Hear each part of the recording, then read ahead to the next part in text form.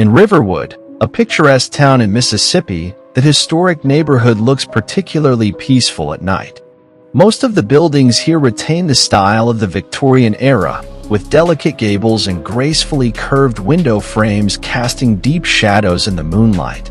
The town is surrounded by the meandering Mississippi River, which glows with a faint blue light in the night, as if it hides unknown secrets. That night, in a university dormitory in a small town, Michael was awakened by a sudden shout. His roommate, Lucas, was sitting on the bed, his face pale and his forehead covered with cold sweat. Michael sat up quickly and asked with concern, "What's wrong, Lucas? Are you having a nightmare?" Lucas's breathing was rapid and uneven, as if he was still trying to recover from his fear. He recounted a strange dream in which he dreamed that he was trapped in a suffocating small enclosed space, surrounded by darkness, and could not escape no matter how hard he struggled. In the dream, he clearly knew that he was dreaming, but he could not wake up. The despair and panic in the dream made Lucas' voice tremble, and every word seemed to be squeezed out from the depths of his throat. "I felt like I was suffocating," Lucas gasped, "and I could hear my mom calling my name. I tried my best to respond to her, and that's when I woke up." Michael tried to comfort him, but he couldn't help but feel an inexplicable uneasiness in his heart. He had never seen Lucas so panicked. They both looked at each other, Lucas's eyes showing unspeakable fear. That night, the two of them could not sleep again. Outside the dormitory window, the sound of the Mississippi River seemed to be whispering, while the moonlight filtered through the leaves and cast mottled shadows on the ground, as if telling an ancient and mysterious story. This dream is just the beginning. Over the next few nights, Lucas had the same nightmare over and over again, each time feeling more real and terrifying than the last. He began to wonder if there was any unusual meaning hidden behind these dreams. And Michael, as his roommate and friend, is gradually involved in this mysterious and terrifying story. As time passed, Lucas's nightmares became more and more frequent, repeating them almost every night. He began to become anxious and tired, the dark circles under his eyes deepened, and his mental state worsened. His state also caused Michael concern. Michael suggested that Lucas see a doctor, but Lucas insisted that this was more than just an ordinary dream. One weekend, Lucas decided to go home and talk to his mother about these dreams. His mother lives in a small town a few hours away and leads a quiet life. When Lucas told his mother about his dream, she seemed very surprised and worried. However, what was even more shocking was that she started to have similar dreams. Lucas' mother dreamed that she was looking for Lucas in a complicated maze. She walked through the winding paths, anxious. Eventually, she found a grave with Lucas' name engraved on it. The dream always ended with her trying to dig a grave but finding herself unable to do so, waking up with the pain of bleeding hands. Mother and son were sitting in the living room, exchanging their dreams. There was an indescribable tension and uneasiness in the air. The more they talked, the more they felt that this was not just a coincidence, but that there seemed to be some unspeakable force secretly manipulating all of this. That night, Lucas had that dream again, and his mother also woke up thousands of miles away at home, with fear on her face. This mysterious phenomenon of mother and child dreaming together made them more convinced that they must find a solution to this problem. The next day, Lucas and his mother decided to go to a local church to seek help.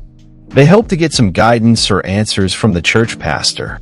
However, before they can take action, a mysterious stranger appears in their lives. The appearance of this stranger will be the turning point of their nightmare. As Lucas and his mother prepared to go to church that morning, something unexpected happened. A seemingly ordinary stranger knocked on their door. The man claimed to be an itinerant priest, dressed simply and with a kind face.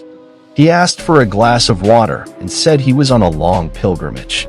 Lucas' mother gave him a glass of water out of kindness. After the priest took the water, he closed his eyes and began to chant something, which sounded like an ancient and mysterious prayer. Then he handed the water to Lucas and looked at him without saying a word.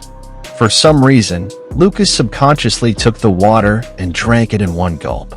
The moment he drank the water, Lucas felt a strange warmth flowing through his body, and something seemed to settle down in his heart. The pastor watched Lucas drink the water, smiled, and left without saying anything else.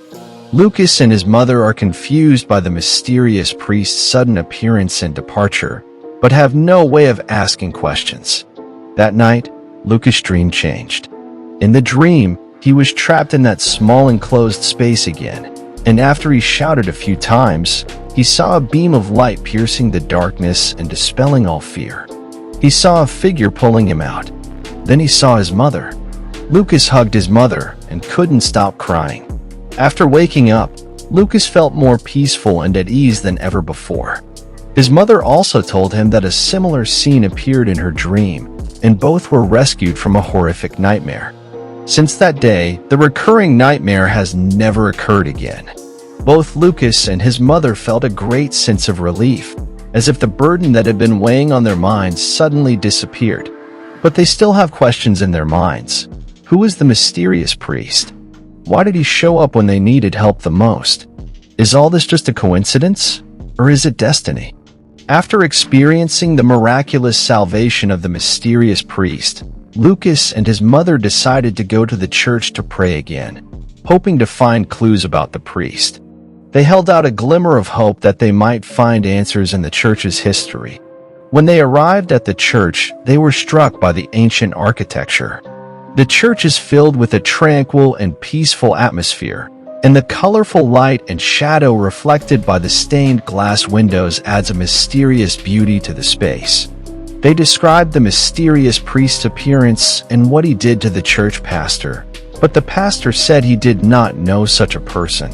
Just as they were about to leave, Lucas' eyes fell on a statue in the corner of the church. The statue gave a kind and calm face to a middle-aged man, strikingly similar to the mysterious priest. Lucas and his mother stopped almost simultaneously, looking at the statue in disbelief. They quickly asked the priest about the origin of the statue. The priest explained that it was an important figure in the history of the church, a legendary priest who had died decades ago and was known for his devotion and miracles during his lifetime. However, church records are not detailed about his specific deeds. The discovery left Lucas and his mother shocked and confused.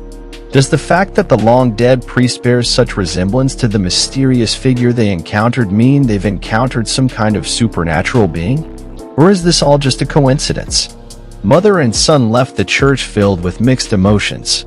They felt an indescribable peace, but at the same time they were full of curiosity and doubt about the unknown. The true identity of this mysterious priest and why he appeared at the lowest point in their lives has become an unsolved mystery.